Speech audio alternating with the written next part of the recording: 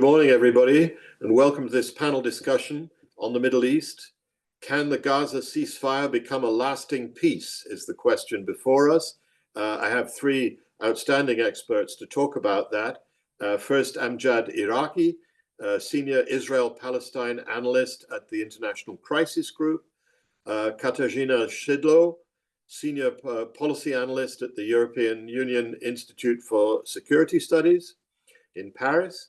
And Christian Hanelt, Senior Expert on Europe, the European Neighbourhood and the Middle East at the Bertelsmann Foundation in Germany. Welcome to all three of you.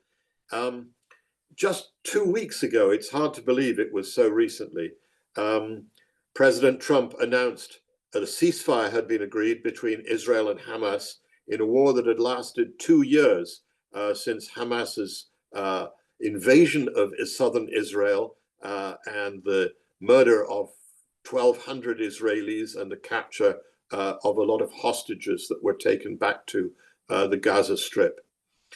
It's only 10 days since President Trump was in Israel and Egypt on a victory lap, if you like, speaking in the Israeli parliament, the Knesset, and then in Sharm el-Sheikh with leaders from the Arab and Muslim world and from Europe, signing what he described as the agreement on peace in the Middle East. We'll ask whether that might have been a little bit grandiloquent for what this is really about.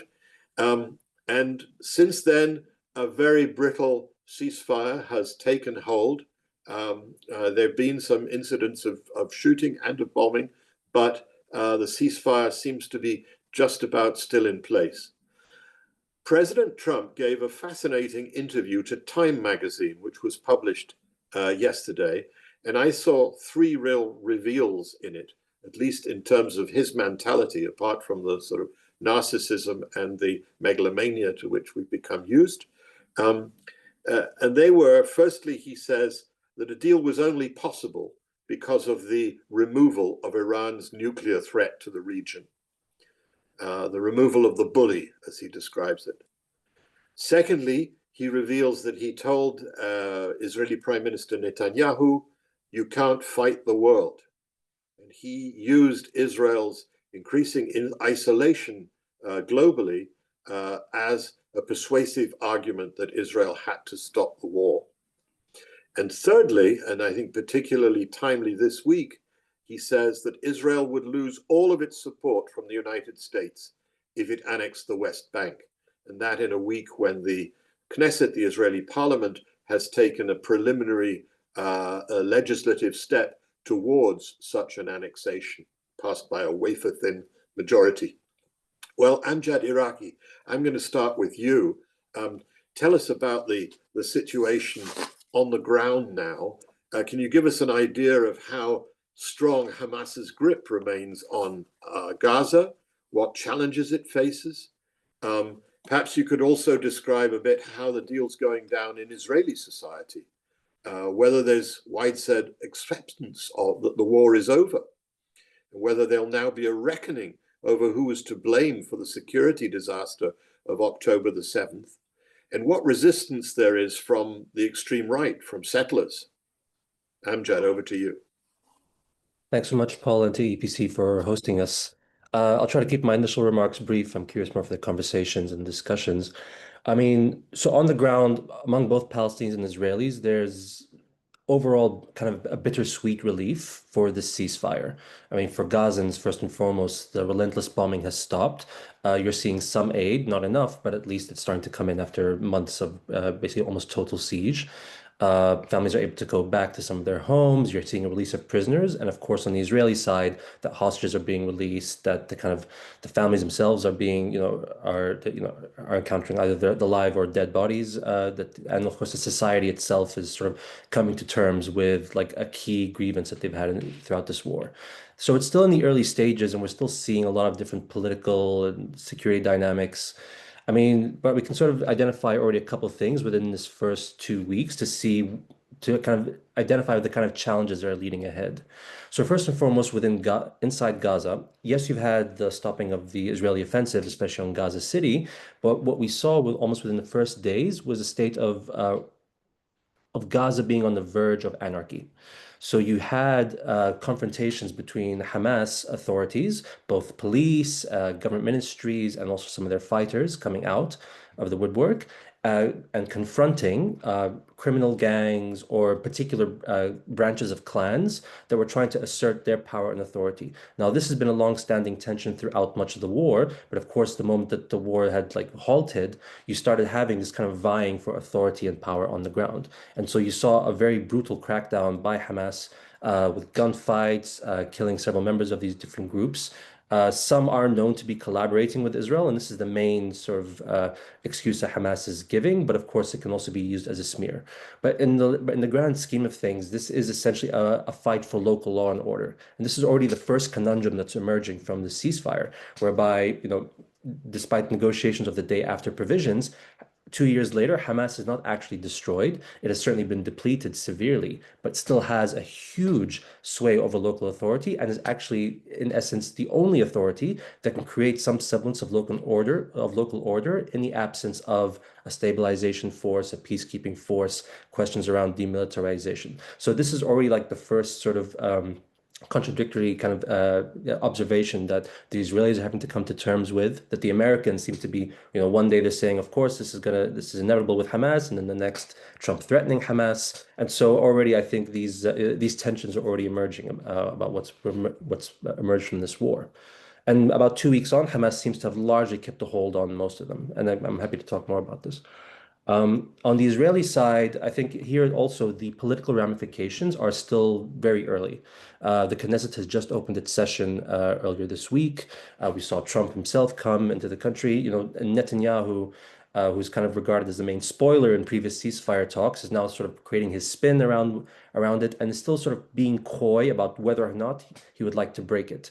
And you are seeing tensions from the far right ministers who, on the one hand, are sort of rhetorically going against the ceasefire deal, but are also kind of taking a step back to say, all right, let's see, how this plays out. What can we achieve from this? And even from the centrists and center leftists, you then have two camps between those who are actually seeing this Trump plan as an advantage to them and actually being able to set new terms for how Gaza is supposed to look on security, demilitarization, governance, and those who are using it also as a cudgel against Netanyahu to say you're inviting in, for example, if Turkish forces are going to be in Gaza, then this is a problem for us. Hamas is still on the ground. And so you're still sort of seeing the Israeli political constellation kind of form around this. And the public itself, like I said, is generally relieved, but they themselves are navigating where do we go from here. And all this is very much now tied to how Washington and Washington officials are now engaging with Netanyahu, who they seem to identify as the key factor about deciding whether this ceasefire at least holds out in order for negotiations for the day after provisions to be continued later. Well, certainly, the United States is flooding the zone. We had President Trump there, then we had Vice President Vance, who's just left, and now we've got Secretary of State Rubio, who I think is still there. It's like, are they putting the handcuffs on the Israelis? Are they babysitting the Israelis? Are they trying to bolster Netanyahu's political position so that his government survives this compromise? Or are they just sort of filling the vacuum which the end of the war has created, Amjad? It depends who you want to believe. The optics sort of show that Washington actually is doing this precisely to keep the pressure on Netanyahu and to say, we are actually committed to this. We are very serious this time that we actually want this ceasefire to hold. I mean, keep in mind that so that we're not amnesiac, the United States was a mediator in the ceasefire talks, but almost always reverted to Netanyahu whenever he wanted to undermine it or to break it. And so this is the time where we're actually seeing such high level engagement that actually says, no, this time this has to stick. And again, I think we can discuss this more, but I think the key factor here is the fact that Arab states and the Gulf states, after the Doha strike that the Israelis launched on Hamas's offices, has really shifted, I think, the balance whereby how the Gulf is engaging with the US and the sense that a certain geopolitical line was crossed. So I do think that here that's the kind of what the term now is like babysitting. which seems to be the case. Netanyahu is putting his own spin. He's saying that actually, and his journalists that he usually goes to provide sort of, essentially propaganda points, are saying that actually this is about them convincing Netanyahu that regional normalization is actually on the way, to keep persuading him that actually you will see the full benefits of this. But I think the former is, for now, seems to be more accurate. Well, Kasia, if the Americans are busy babysitting, where are the Europeans in all of this? Europe has been very much absent from this peacemaking, partly because it's been divided. And now it seems to be absent from the aftermath as well. What can Europe, although there were European leaders, including the president of the European Council, present at Sharm el-Sheikh, but they were really walk-on extras rather than stars of the show. What can Europe contribute to security, to governance, to reconstruction in Gaza? And how can it manage its relations with the Trump administration so as to ensure it gets any role at all? For example, will it be on the board of peace that is being created? And are there any prospects of European boots on the ground as peacekeepers or just as police trainers, maybe? How does it look? Right. Thank you very much, Paul, for the question and for the invitation. I would start perhaps with the most obvious.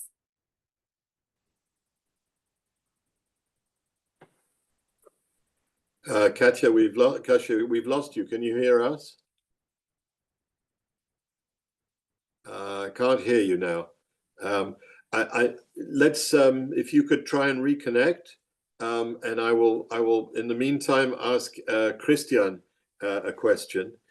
Christian, when we see the importance of the Gulf states here, the fact that the United States brought in Arab partners, which is something that, for example, Aaron David Miller laments was absent from previous US efforts on Israeli-Palestinian peace. How can the European Union combine its own role with its pact for the Mediterranean that has just emerged, with its own partnership with the Gulf, and do so in a way that it helps to implement the Trump deal and provides some political prospect? Thank you for inviting me, Paul. And you really put the bigger picture. And the bigger picture is, from the EU's point of view. And when you read and when you see the agenda of the EU summit from yesterday and today, you see, we have to build up our security and resilience for the EU and member states in competition and pressure, by Russia, China, and the US. And when you see this in that framework, you see that the EU needs conflict management and some form of resolution of the Israeli-Palestinian conflict to calm down this very strongly, because we need a partnership with our neighborhoods. If we want to be more resilient economically, socially, politically, we need the connectivity with our neighborhoods. It's not just, the enlargement in the East or the Western Balkans and Turkey. It is the whole southern neighborhood where Israel and the Palestinians are since 1995 members of the Euro-Mediterranean Partnership with our Arab neighbors. And we wish this to rebooster, and we wish this to re-strengthen. And last week, the EU Commissioner President, Madame von der Leyen, she announced the new pact for the Mediterranean, which is an upgrade of relations with more money, more projects, more strategies with all the neighbors of the southern neighborhood in North Africa and the Middle East. And this needs not to be, that needs to be shielded. And not to be, put aside or obstacled by in another round of Israeli Hamas or Israeli-Palestinian conflict and war. So from there, the interest comes up for EU and member states. And And one of the key partners is not just the Pact for the Mediterranean, but what you said is the Gulf region, the GCC, the Gulf Cooperation Council countries. And we are bound with them with a strong EU GCC strategy since 2 years. We had a summit last year with head of states from the GCC countries and EU member states in Brussels. The next one is next year. And also last week, there was a ministerial meeting of EU and GCC foreign ministers in Kuwait. And when you read the conclusions, Paul, you see very precisely, very strongly how GCC and EU define their role and the objective of their common, activities towards the Israeli-Palestinian conflict. It's very clear. It is two democratic and peaceful people side by side with borders, a two-state solution based on UN resolutions, all very clearly defined, very much built on supporting Trump. But they see, and this is correct, the Trump plan has to be additionally, sidelined by the French Saudi initiative, which is endorsed by the UN. And the Saudi French initiative is very interesting. It is in principle giving an explanation to point 20 of Trump's Gaza ceasefire plan, because point 20 says the US, wants to talk with Israelis and Palestinians on the future, on their joint future, but there's no specification. So the French-Saudi plan gives the further explanation, but in the end of the day, the GCC asked us, we will not engage in Gaza and with the West Bank alone. We want you to join us. We want you to also have political and especially financial, economic leverage. Don't let us alone there. We want to contribute. You see this troika of Qatar, Emirates, and Saudi Arabia. So we need to be engaged.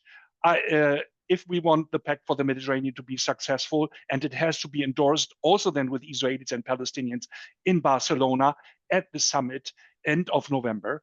And if we want to really boost strongly the EU GCC strategy, which is in our overall interest, then we have to not just give a little bit of support to the Trump administration's efforts, but really to be a partner, and especially to safeguard this two-state solution if we want the Palestinians to stay in the Middle East, and if we want really what was also written now in the conclusions of the summit again, very precisely, our terms for is two-state solution. Then we have to also look attention not just on the developments of Gaza, but especially also what's going to happen in the West Bank and East Jerusalem, that the status is not running against in the direction of annexation. Yeah, well, that's very clear exposition, I think, of the diplomacy around it, of the interinstitutional relationships between the European Union and countries of the Gulf and countries of the Mediterranean. But if I may be permitted to say so, it's a pretty theoretical framework. And in practice, what's happening is that power is being applied, and the Europeans themselves have not been united throughout this crisis and have been unable to have much of a role because they couldn't agree among themselves on the rights and wrongs of the situation, let alone on what role they might play. So, Kasia, I come back to you. I'm sorry that you dropped off with a communications glitch. But again, how do you think Europe can contribute to security, governance, and reconstruction in Gaza? How can it manage its relations with the Trump administration so as to ensure that it gets a seat at the table? Is there any prospect of European boots on the ground, or as peacekeepers or trainers? Right, thank you, Paul. And I'm sorry for disappearing for a moment. Before I got disconnected, I was saying that I would start with the most obvious thing, and I'll later finish with it, and it's obviously the funding. In terms of the EU's role. So EU is the largest donor to the Palestinian people. in the previous framework between 2021-2004, EU provided almost 1.4 billion. And then now between 2025-2027, it promised to deliver 1.6 billion euros. So that's a lot of money. And related to that is actually both EU's leverage over the PA and EU's push towards Israel to actually release withheld clearance revenues, which are necessary to make sure that the Palestinian Authority can function properly. Because effectively, if Israel doesn't withhold these funds, the EU has to substitute for them, so it ends up paying for this. So that's EU's first role, supporting the Palestinian Authority financially, also in terms of support for the reforms. I would say here there's a lot of work that needs to be done because we don't have great track record when it coming to kind of successfully implementing the reforms. There's many reasons for that, and we don't have time to go into detail. And kind of we need to rethink the approach of how to do it. But the fact remains that this is where the EU can really contribute in real terms. Also in terms of, like I said, talking to Israel about releasing those withheld revenues to the Palestinian Authority. But more broadly, I mean, yes, the EU has not been really very present throughout the past 2 years and now during the lead up to signing of the agreement. The EU wants to be on the board of peace, and I think it should be. And its role so far, the way I see it, and I see going forward, is supporting other partners to build this kind of critical mass, to build momentum behind some shared goals. Some of them were already mentioned. West Bank is one good example. So the connection between West Bank and Gaza. This is something that's not really present in the plan, but this is very important, both for the Europeans, for the Gulf countries. And I'm really happy that President Trump actually mentioned this during the interview, that West Bank annexation is actually a red line. The EU Council conclusions from yesterday also mentioned that the importance of de-escalation in the West Bank, the importance of halting settler violence and of expansion of settlements. So really building, working with partners in the Gulf and other partners internationally to push for that. Whether or not this had already had an impact on President Trump mentioning this is another question. But overall, building this critical mass behind the connection between West Bank and the Gaza peace plan. Second thing where I already see some progress has been made, and I hope this is also due to the President of the Europeans, is building critical mass in terms of anchoring the process, the peace process, in the UN framework. So we know that the UN is not mentioned really in the peace plan.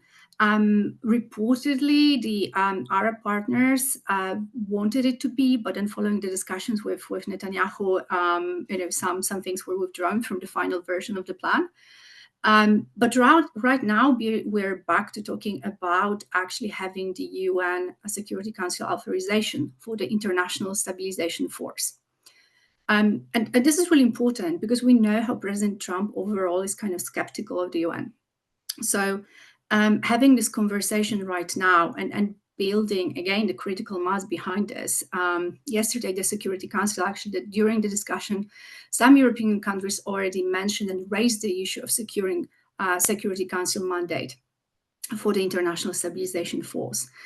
This is really important to ensure that other countries want to and are able to contribute to the stabilization force.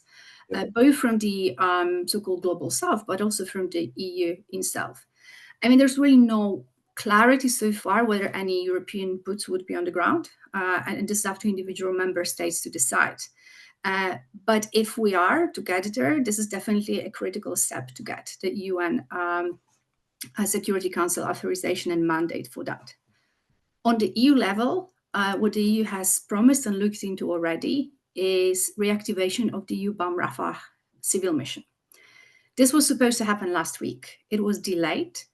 The EU this week reconfirmed that it's ready to redeploy, but it's waiting for the situation to be stable enough.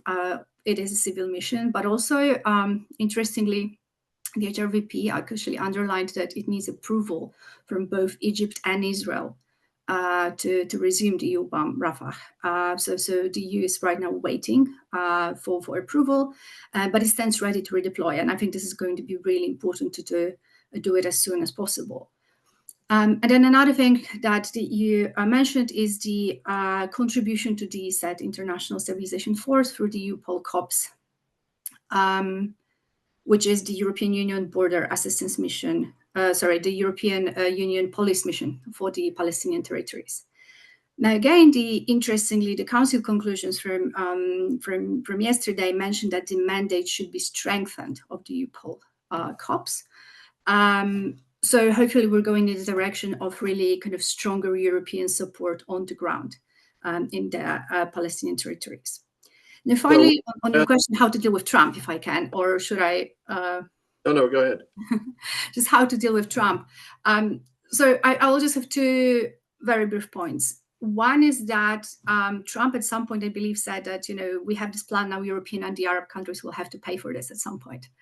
And back to my point on funding, the European Union is the biggest financial supporter of the PA. So this is our leverage when talking to Trump. And second is that Arab partners actually want us to be there on the board and support this, plays to something that Christian said. So it is the role of those partners also to whisper to Trump's ear, the Europeans should be there, also both on the EU level and on the European member states level. And if there were to be a European seat on the board of peace, who would it go to? Well, I presume that would go to someone from the either HRVP, most likely. If not, probably to the EU Council President, but presumably it would be HRVP. And there is already, Paul, there is already a EU special representative for the Middle East. That means for the Israeli-Palestinian track. And he should do this on behalf or together with what Katarzyna rightly said, with the High Representative. Yeah. So it would be the EU collectively, even though the EU collectively struggles to have a position on a variety of issues, as we know. Well, look, let's try and look a little bit ahead. I know it's very difficult because these are still fragile early days. But one of the things that's central to the future vision in Trump's plan is reform of the Palestinian Authority. He was persuaded not to completely airbrush the Palestinian Authority out of the picture, but to say it could have a role once it was reformed. And so, Amjad, let me ask you, what hope is there of a peace process with a reformed Palestinian Authority emerging from the rubble of the Gaza war? And who would provide the leadership for it on both sides, on the Israeli side and on the Palestinian side? Because without strong leadership, it's hard to imagine any peace process advancing. I mean, here the question is a peace process actually desirable at this point? And for Palestinians and Israelis on the ground, there are different reasons why it is not. The peace process, as we've known it for the past 3 decades, I mean, there's much, there's lectures that could be given about it, but I think there are many fundamental premises that actually led it to failure, and that very directly contributed to the state that we're in right now. And this is also where the European Union has actually played a central role in propping up those dynamics that have allowed this situation to occur. I mean, when we talk about even like leverage, for example, on the one hand, yes, the EU is like the biggest sponsor for Palestinian development, for the Palestinian Authority. Another key leverage it has is that it's Israel's biggest trading partner. And the thing is that these two tracks at the same time, one has tended to outpace the other. So at the same time that the EU may be giving money to the Palestinian Authority for development, for the idea of leverage of reform, its support for Israel, economically, financially, militarily, etc., has always superseded that of the PA. And as a result, you end up having not actual parallel tracks to create conducive conditions for peace. We've actually enabled and tended to entrench the interests of Israel to maintain the quote-unquote status quo. It's actually quite interesting that even right now, as soon as the Trump plan was put forward, and which in many ways I must say is actually the antithesis of what we saw at the UN General Assembly just the week before. That the Trump plan in the text itself is a very Israeli-US vision of how Gaza and Palestine should look, one that disconnects the West Bank, one that puts all these ideological conditions on the PA. And that wasn't what we were hearing by European states and other states just the week prior in New York. And so we need to kind of confront that there's a fundamental clash in those two. And I think now there's at least an understanding, it seems, from Arab states and Europeans that there's space to negotiate. The Trump plan is not a contract by any sense, but having to recognize that there's a diametric opposition that needs to be confronted there.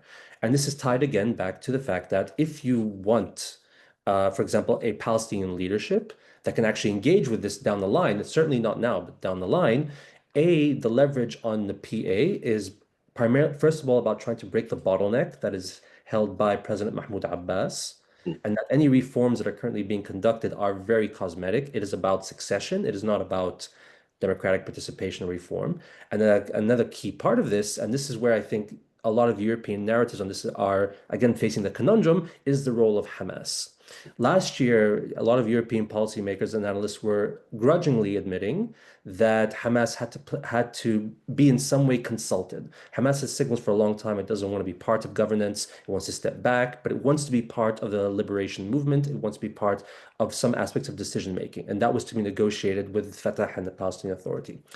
As soon as the ceasefire was broken in March, the narrative very much flipped. More publicly, Hamas is to have no role in governance, no complete disarmament, and so on and so forth. So we were back to a situation where this isn't a break from the past, but it's very much back to where we were 20 years ago with EU policy about what is legitimate Palestinian politics, and how to dictate those terms. So I think this is where we need to have a bit of a more serious conversation, whereby, as we see Hamas emerging out of the woodworks, as it is having a say somewhat in the Gaza Technocratic Committee, because it's based off what they negotiated with Fatah and the PA a year before, and the emboldening that Mahmoud Abbas and his entourage have had to try to insist that Hamas can have no role, is itself difficult. And I know this is hard to say in these spaces, but we need to keep in mind that on the flip side, the Likud party has led one of the most destructive wars in the region, and that is actually also create these conditions, is pursuing annexation. But we are not questioning where is its role in the future of Israeli politics. And I think I don't say this as a case of whataboutism, but it is again where we're kind of repeating sort of asymmetrical dynamics of what is legitimate in Israel-Palestine and what is not. And I think that the process here should not be dictation, but it needs to be creating the space for political engagement. That yes, there can be questions of disarmament that are important, but that needs to be done through a political process for Hamas to engage in the same way we would with other armed groups in any other conflict around the world. You need to build actual trust in order to create decommissioning, in order to create one gun, one law, one government. And it cannot be led by Israel, which has made very clear it is not willing to accept the Palestinian Authority, not willing to accept the Hamas government, not willing to accept UNRWA, the UN Refugee Agency. So if all of these possibilities are completely blocked off, then there has to be a point where the European Union says you cannot have it all these ways. And this is where, again, that leverage is so crucial. By using those two, by correcting and recalibrating those leverages between both creating space for Palestinians to engage seriously in politics and to minimize and to at least reduce Israel's ability to dictate those political facts on the ground, then you can create the conditions that could allow for a more serious peace process down the line. Until that recalibration is pursued, I worry that we will end up repeating the same mistakes of the past 30 years, and we're already seeing some of those dynamics play out.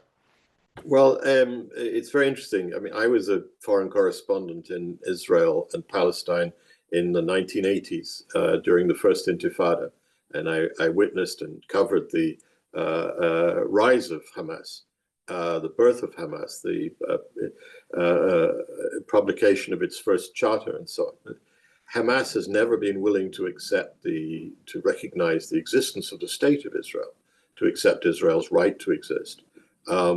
And I just think that after the October 7th massacre in Israel, it's hard to expect either Israelis or the international community to accept any role whatsoever for Hamas unless it were now to finally recognize Israel's right to exist as part of entry into a peace process, and B, in some way to distance itself from the events of October 7th, 2022.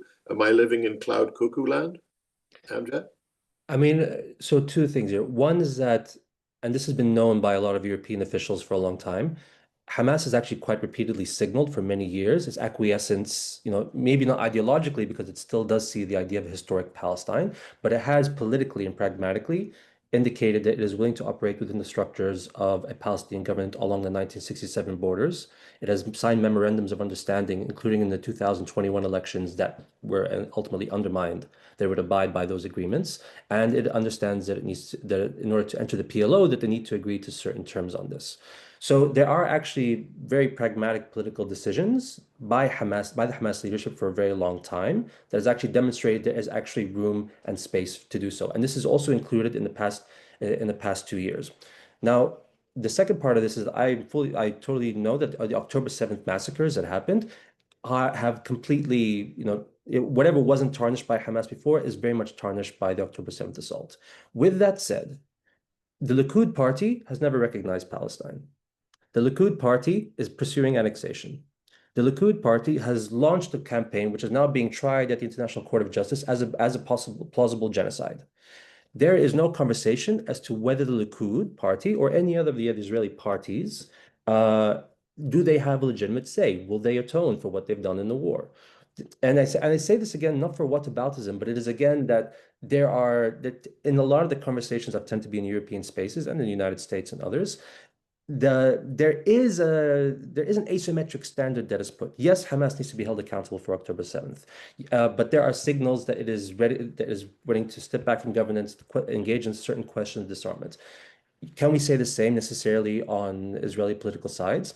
And this is where, again, that power dynamic, and to understand that whatever the most extreme versions of Hamas might advocate or promote, it does not always have the power to also exercise that. On the Israeli side, has been able to pursue a lot of that. So I think we just need to put these into proportions, and not to excuse Hamas in any way, but it is to actually say, like, where are we having certain blind spots in the way we're engaging with this on the policy level, and to see like what is actually being allowed to get away with this in this war, and how can we actually restructure the conditions to ensure that these problematic parties and warring actors can actually come to a better kind of political engagement for the future, rather than opting for violence as a method to gain political power. Well, I'll set aside the question of the moral equivalence which you created between Hamas and the Likud party, because I think that's a very long discussion, and I don't think we'll be able to resolve it here. And we have other stuff to discuss. But Kasia, Europe throughout this war, really, except for perhaps in the first days, and even then, by the time Ursula von der Leyen made her first visit to Jerusalem a few days after the October 7th massacre, there were already differences within the EU about what she said and whether she represented the whole of the EU and the whole of the EU position when she went there. Has the Trump deal made it more possible for the Union finally to speak with a more united voice on the Israel-Palestine issue? Will we now see some agreement, for example, among the 27 on recognition of Palestine? Will we see some agreement on how to exercise leverage on both sides, as Amjad was saying? In particular, what should happen to the Commission's proposals to cut Horizon funding and some trade benefits to Israel, and to sanction extremist Israeli ministers? Those proposals were put on the table a few weeks ago. There was no agreement on them in the Council. They're still on the table. What should happen there, Kasia? Right. So I don't think the EU member states will agree anytime soon, fully understands regarding the issue of Israel and Palestine. What we've seen is throughout time that because there was a lot of frustration going on both sides, some member states just decided to pursue with their own steps and to follow, with their own kind of policies in terms of arms embargoes and different other steps that they could not really push through on the EU level. So what was proposed at the end, quite recently, so quite late into the whole war, is kind of a minimum that could have been really proposed. Yep. And that could have been really forwarded on without having unanimity among the member states. Right now, the conversation is not forwarding with implementing those measures, but what has already been implemented has not been withdrawn either. So the glass is half full, really. Right now, the consensus is that unless there's more real change on the ground in terms of allowing the flows of aid, letting the journalists, humanitarian workers in, but also when it comes to a situation in the West Bank, then the existing sanctions, so limiting some of, withdrawing some of the bilateral funding to Israel, this is not going to be resumed for now. I can tell what I personally think about it, but it doesn't really matter in this conversation very much. What I think matters is what we can realistically expect to happen. And I think realistically, we're going to stick with the situation when we're not taking steps back, but we're not taking any steps forward either. Definitely, the fact that President Trump put his weight behind the plan is very helpful, because it's very clear that many countries, not just in the EU, but globally, were very careful not to antagonize President Trump on this particular issue. So this is definitely helping in terms of having a little bit bolder steps. But in the end, I think the way forward is for individual member states to pursue even kind of more adventurously with their own policies in terms of recognition of Palestine. We already saw that. And I don't see this really affecting long-term unity within the EU in short to medium term. Well, when you say you don't expect it to affect long-term unity, or you could say long-term disunity on this issue, is the future then for the coming months and years that you'll have coalitions of the willing within the EU that will go ahead and take part in certain initiatives or take certain national initiatives rather than the EU acting collectively? That's my expectation, and not just on the Palestine-Israel issue, but on some other issues as well. We've already seen this is the trend. There's ongoing conversation with the EU on whether the way we are doing our foreign policy now, should it be changed? Should we make some alterations to make the EU more agile? But also those conversations are very difficult. So I think, yes, it's going to be coalition of the willing kind of situation going forward. Can I add here, Paul? It's very important what Katarzyna just said.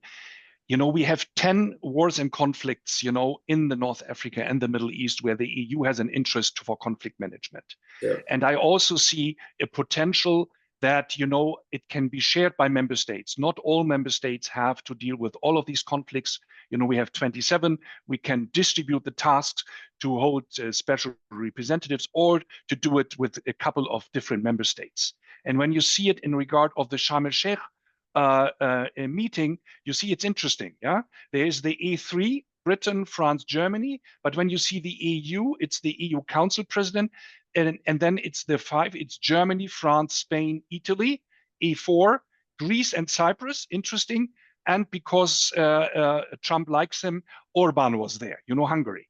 And I also, I more suspect that either the E3 will take some form of lead when it comes to the Israeli-Palestinian conflict, or we get this Germany, France, Spain, Italy, and EU presidency somehow, get towards the lead when we talk about formats of EU engagement. Well, Christian, I want to come to you and ask you about Germany in a second, but just before I do, to all of you watching us. If you'd like to put a question, now's the moment. Put your questions through the Q&A. So far, I've had only somebody applauding what Amjad said about the equivalence between, or not, between Hamas and Likud.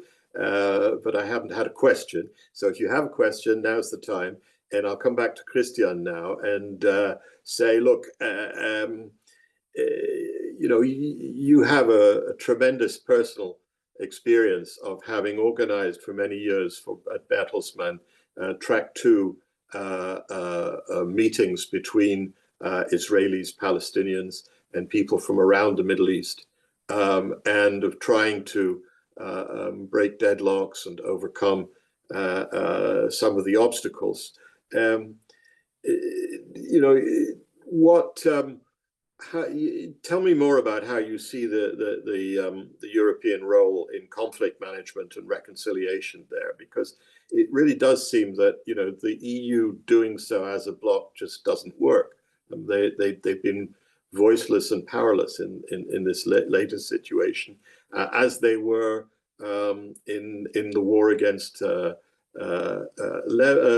Iran, as they were in the war against Hezbollah in Lebanon. It just seems that the EU has no traction because of, partly at least, because of its inability to agree on a common position. Perhaps it should stop trying.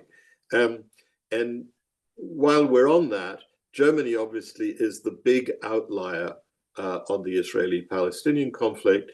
Germany declined to join France, Britain, Spain, Ireland, I mean, a majority of EU member states in recognizing the state of Palestine. You know, is this going to change, or do you think that's stuck there for the Germans will forever be holdouts on any pressure on Israel, and therefore will be out of the picture in terms of this kind of diplomacy that we're talking about?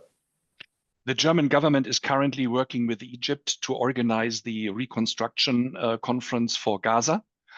So here, you know, the new government wants, with the view on Gaza, show commitment. I would suggest it's not just reconstruction of Gaza, but also reconstruction of the West Bank, to show that we really see the connection between both parts of the Palestinian territories. I think, and I would like to underline that Germany, since long times together with the EU, has been creating a sort like a very interesting treasure. Paul, because you spoke about, you know, there was, you remember in the 90s, there were so many Israeli-Palestinian initiatives for peace, for negotiations, for reconciliation in the civil society as well in the political arena, and I was really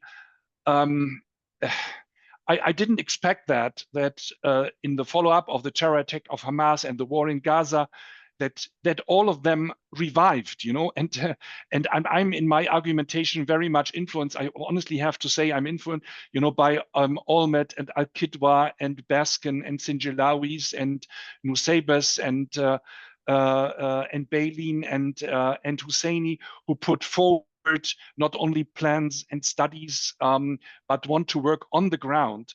And there are really so many who are getting EU and also German and other member state support. And I think this has to grow.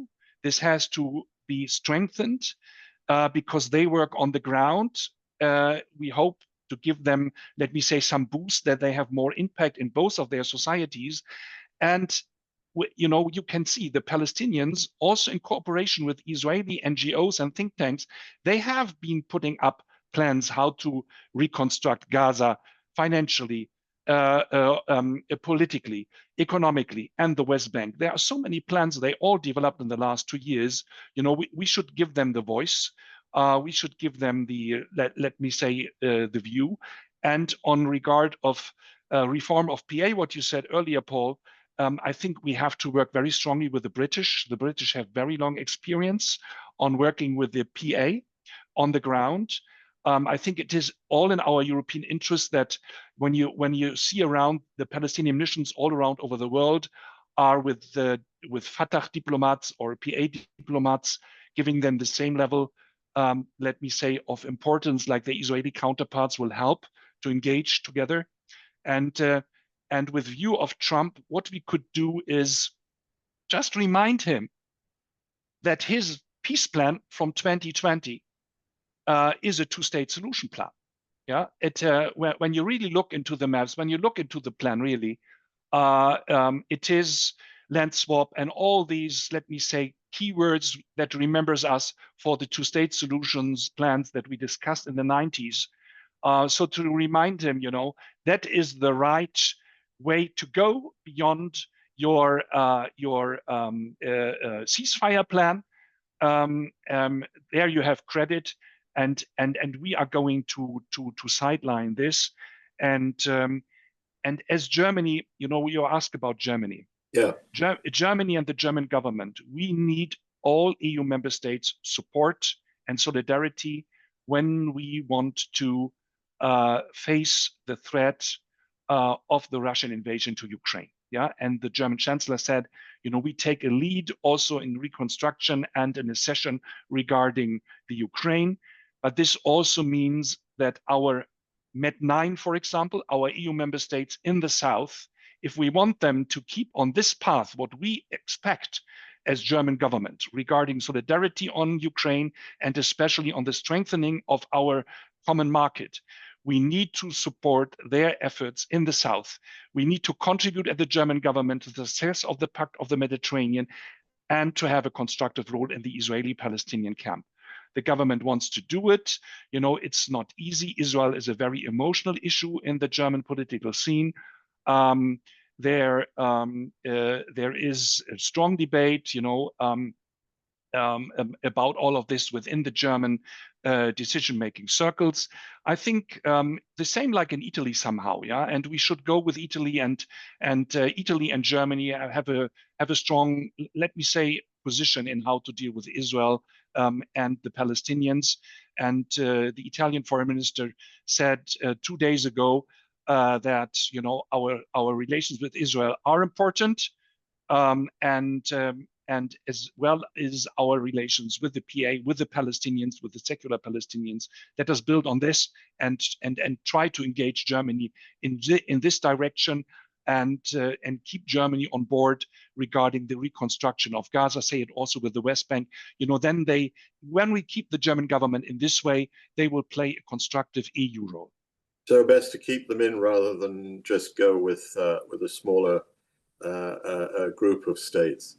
Well, we're coming to the questions from the public. And first of all, I should say that there is an anonymous attendee who has been very critical of my chairing and who says that I'm choosing to ignore everything that Amjad said and focus on what I want to focus on, to distract from the overall message and the bigger picture, and that I'm wrong to suggest he created any kind of moral equivalence between Hamas and Likud.